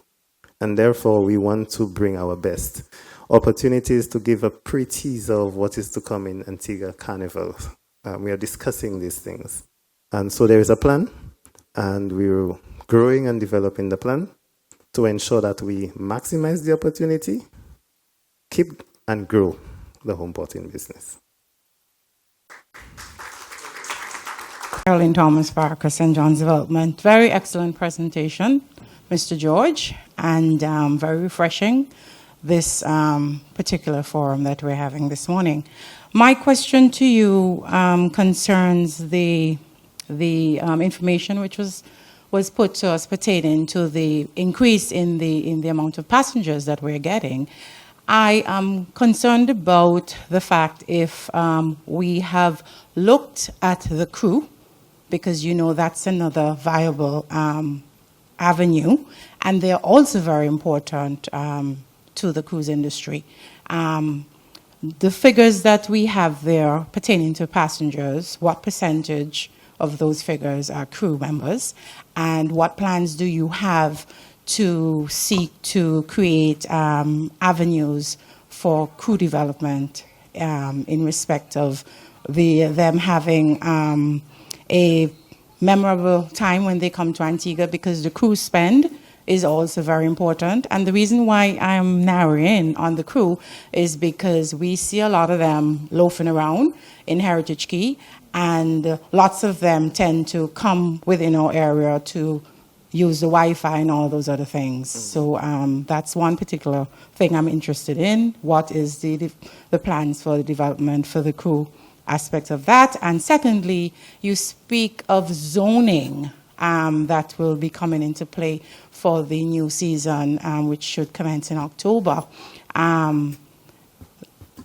We find that when the cruise passengers come off the ship, they don't get the opportunity to experience the Heritage Key. Because as soon as you come off, I mean, no disrespect to taxi drivers, I love you guys, you know, I've worked with you for years, but the first thing you have in your face is a taxi driver taking you away from Heritage Key, right? So they don't get the opportunity to experience Heritage Key and all it has to offer. In your zoning, what are your plans for that for the upcoming season? Because it's the same thing we get year in, year out, and I'm just kind of wondering what are your plans for that this year? To begin, let me see if you're testing my retention, Ms. Parker. So to begin, firstly, the information presented does not even include crew. That's purely passengers. So you are very, very correct. It's an untapped potential. From a strategic standpoint, we are working towards developing crew experiences within and to try to create, extend that beyond the port, because they're a very captive market. And for them, more specifically, they want to experience another destination almost like the cruise passengers, but to a certain extent differently, because on board a cruise vessel, you have a multitude of cultures and countries converging in there. So to say that I got a piece of Antigua might not necessarily be what we think is, but we have to find ways that we can engage them and make their experience here memorable. As it relates to the zoning, it is not new. So when you come to Heritage Key, you would see some big pink signs with big numbers on them. That's what we speak of. Zone 1 to zone 6, 7, and 8 in some instances. What is 6 to do for the tours is to channel persons in the areas that are specific to the tours. So you would see some numbers that are closer to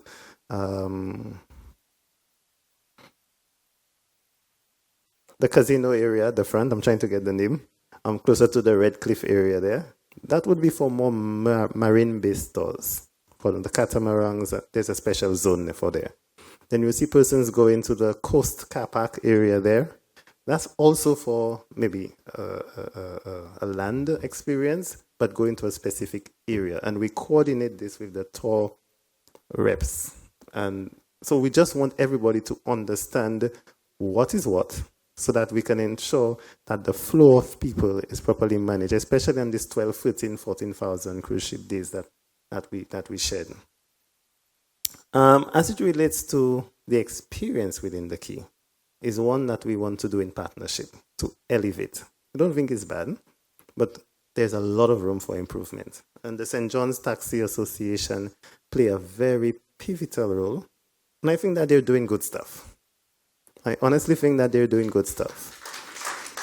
I was really happy to hear the minister and Colin refer to them as ambassadors, because in their own rights, that's who they are. They're the first and they're the last experience that every guest would have. And their experience now, we need to find out ways that we can utilize them and to even bring in more of Antigua, more of the Key to the visitors. And so our plan, and we've already started, that's why some of them will take one for the team, I like that expression, is to really foster, strengthen, develop our partnership, not relationship now, our partnership with St. John's Taxi Association. And we trust that the newness that we would bring in, that they are very receptive for it, because we believe it has some sweet honey that can that can be received from it, right? And I'm very excited about what is to come, but I want them too to be equally excited, and I honestly believe that they are. To follow up on what Ms. Parker asked, what is Global Ports doing in terms of funneling more of the passengers to Heritage Key? I asked that question on the basis from my experience in the area. when the passengers come off the vessel, most times they go to the taxis. Well, it's Heritage Key, they go straight across to the taxis. In Nevis Pier, they go straight to the parking lot to the taxis. And when the taxis return, they drop them at the parking lots and they go straight back to the vessel, the way the key is designed. Is there any plans of having a drop-off areas where the passengers, when the taxi drop the passengers off, they're funneled through the key back to the ship, instead of going straight from the parking lots back to the ship with no contact with Heritage Key? Okay, well, the answer to that question is twofold. Firstly, we are collaborating, and we've begun that collaboration with, I would not use the word myriad, but quite a group of key and pertinent partners and players. Amongst them include the police force, because there are issues of security and the drop-off zones, to develop and identify these drop-off zones towards realizing that. The tenants, very important, and the merchants, I think we refer to them here, very important as part of that. And also, too, a very important group, the St. John's Taxi Association, because they are truly your ambassadors. So, of course, we have to refine that arrangement there, so to ensure that. But the bigger answer to that question is all of us. We all need to participate in redefining, improving, elevating that destination experience, but now zoning in that area within Heritage Key, Thames Street, the St. John's area. I am confident that if we find our way to collaborate, exactly what you seek will be realized. Global Port's position is to facilitate this. We can't make it happen. But if we all come together with one combined vision and mission, we will do it. So the tenants, the merchants, would have to ensure that their storefronts, their promotions, which Kellyanne will be helping in bringing some opportunities and vibes, programs, is on point so that it can draw the attention, right? Just a store with a shelf and some produce on it does not sell itself. Marketing will tell you that you have to bring it out.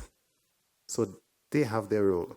And if we partner with St. John's Taxi Association, ensuring that they realize why it's important as a last tour back to ship, to be part and immerse themselves and shop, and if they want that shopping. But they also have to realize that we need to meet the millennials and the Gen Zs to come. So that means we need to diversify our product offering as well. So there's a lot of work that we need to do collaboratively to really realize what you want. But we're deemed, and we're here to bring that opportunity to you, which is why we considered that kind of approach this time moving around. And it's our inaugural, and we'll want to do it every year as a pre-planning. One final thing, we will also be, I thought you said the last one. Oh, I'll take that one for the team. There's a final thing, we'll try our best to package that information for you and forward you. I think you registered at the front desk. We didn't do it for style, there's a reason. So we'll forward you that information. If you haven't given us your email, you could do so. So you have that information in bite sizes, and we'll repeat that every month so you know what is to come. Okay? Very good presentation thus far. And one of the things that we're very happy to hear is this word collaboration. Over the years, as a taxi association, we sometimes feel left behind in the ball game. And so we are very appreciative when we are brought to the table, and not only brought to the table at the end of the product, but at the genesis, at the beginning of the product, because we do think that we have something to offer. Now, in working with all the stakeholders, everybody has to understand taxis play a very critical role. And as much as persons may see us as taking up the passengers before they get to the store, do appreciate and understand that when the passengers are with us, we basically have a very big influence on how their experience evolves in Antigua. and even when they get back to the pier. I remember, if it's not last year or a couple of years, we met with, I don't know if it's Raul and Oranzel, and we had some discussion about bringing back the guests in front of Heritage Quay, which we happily agreed to. But we don't control the streets. We don't control the traffic. When we come back and there's no management of the area, where are we going to drop them? And so this collaboration word is very big, and we're going to need all stakeholders really to not only talk, but to implement. You go into Heritage Quay, and I don't want to get into the whole, the dirty laundry, but the whole operation in Heritage Quay needs a cleanup.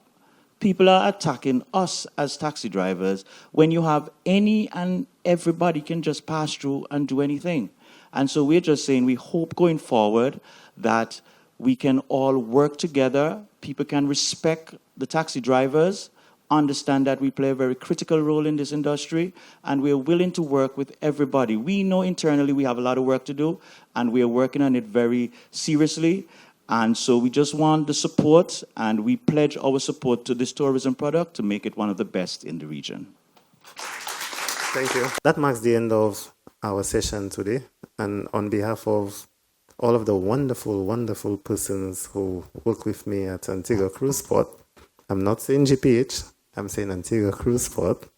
I would like to thank you immensely for taking the time out today and being here with us and joining us. We promise that this is the first of a lot to come in our communication efforts to give the information and provide the information and together grow the industry.